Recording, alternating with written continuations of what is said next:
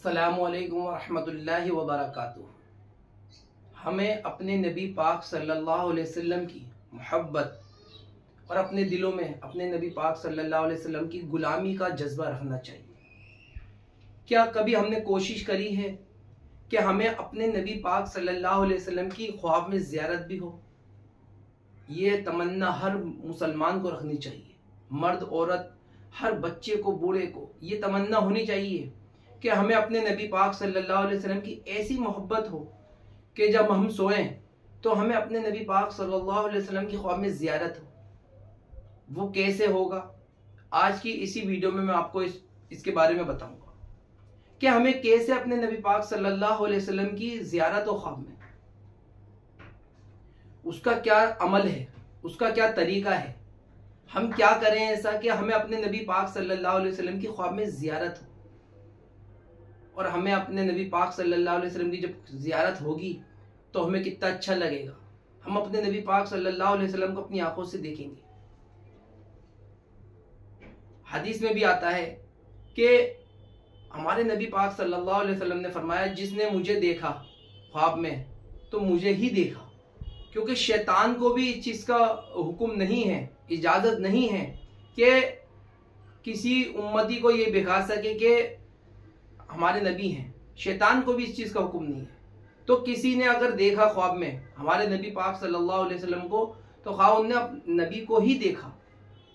तो आज मैं आपको एक ऐसा एक वाक़या बताऊंगा जो मेरे एक दोस्त, मेरे बहुत अजीज दोस्त के साथ हुआ। आज से तकरीबन 20 साल पहले की बात है। जब हम मदरसे में पढ़ते थे तो हमारे उस्ताद मोहतरम, अल्लाह उनको सेहत तंदुरुस्ती दे, कारी इश्तियाक कासमी साहब, मौलाना इश्तियाक कासमी साहब जो हमें पढ़ाते थे, तो उस वक्त जब मैं हिफ्ज़ कर रहा था, आज से तकरीबन 20 साल पहले, 2003 या 4 की बात है ये। तो जब मेरे एक दोस्त जो हमारे ही गली खानखाना में रहते थे, कामरान मिर्ज़ा जो इस वक्त नमक वाले फाटक में रहते हैं, उन्हें एक रात उनकी किस्मत खुल गई। उन्हें एक रात हमारे नबी पाक सल्लल्लाहु अलैहि वसल्लम की ख्वाब में ज़ियारत हुई।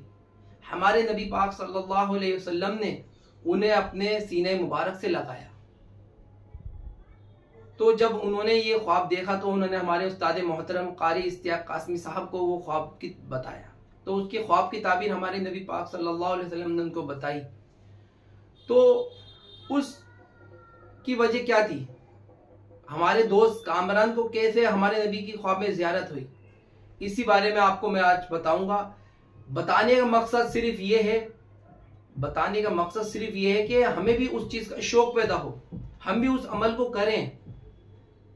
सबसे पहले तो सच्ची मोहब्बत होनी चाहिए, वो जो सबके दिलों में ही होती है।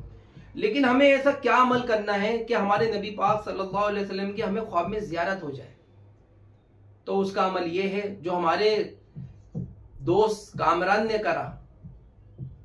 उन्होंने 5 वक्त की नमाज तकबीरा उला के साथ पढ़ी माशाल्लाह। कुछ नमाजें निकल भी जाती थी, लेकिन पाबंदी से नमाज का एहतमाम किया उन्होंने कि जी मैं नमाज पढ़ूं।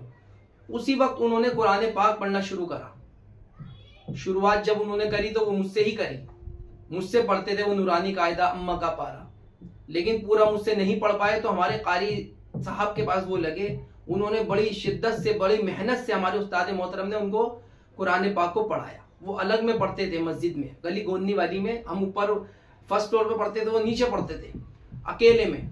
जज्बा देखें आप उनका, भाई कामरान का। उन्होंने फिर कुरान पाक पढ़ना शुरू करा।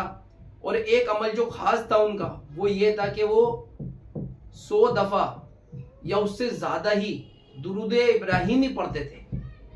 दुरूद पाक जो नमाज की हालत में पढ़ते हैं, और वो छोटा वाला दुरूद शरीफ भी पढ़ते थे सल्लल्लाहु अलैहि वसल्लम। उन्होंने उसकी बहुत कसरत करी दुरूद शरीफ की।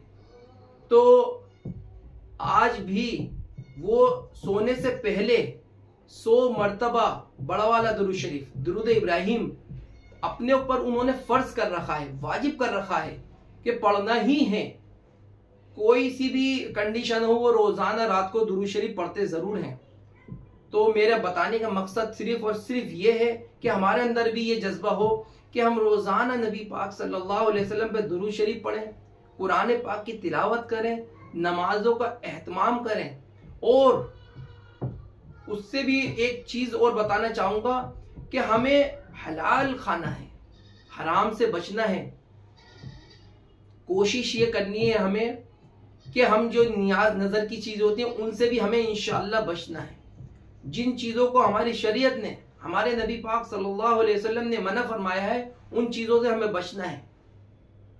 तो अब अमल क्या है? वो नमाजों की पाबंदी, अपने नबी की प्यारी मोहब्बत दिलों में, हमारे नबी की खूबसूरत जिंदगी के ऊपर चलना, एक एक सुन्नत को ढूंढना, फिर उस पर अमल करना। और दुरूद इब्राहिम, फिर मैं कहूंगा कि दुरूद इब्राहिम की कसरत, और रात को सोने से पहले वजू करके सोएं और दुरूद शरीफ का मामूल बनाएं हम सब कि दुरूद शरीफ हम पढ़ें।